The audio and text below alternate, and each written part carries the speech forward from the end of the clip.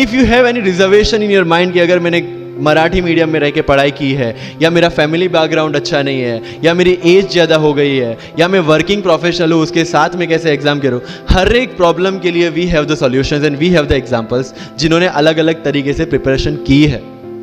All India rank 2 Anu Kumari madam 1.5 साल 2 साल के लिए अपने 2.5 साल के बच्चे को अपने से दूर रख के प्रिपरेशन किए at the age of 31 and she could become the IAS।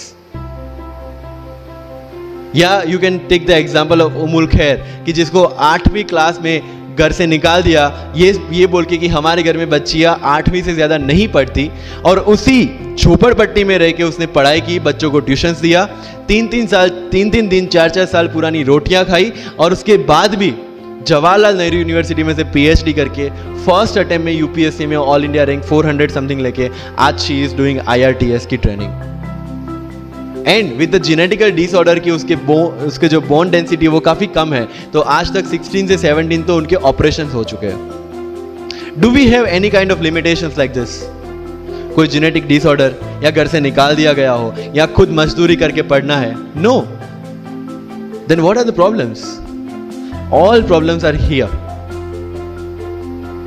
अगर मैंने ये सोचा होता कि अब एक्सीडेंट हो गया, मेरे से नहीं लिखा जाता, नहीं लिख पाता मैं। मुझे किसी ने पूछ लिया कि सफीन हसन के अचीवमेंट्स इतने हैं, इतना सब कुछ मतलब पा लिया है, what is the failure in your life? And I said there is no failure in my life, there are certain experiences in my life.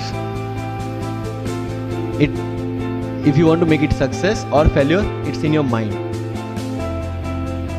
अगर किसी चीज आपके साथ कुछ हुआ, उसमें से सीख के आगे बढ़ने का एटीट्यूड आपके पास होगा, UPSC is all yours. So वही चीज जो कहावत है, deserve before you Dzire.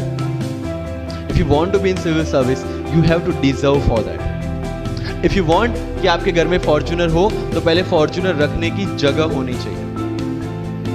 In simple words.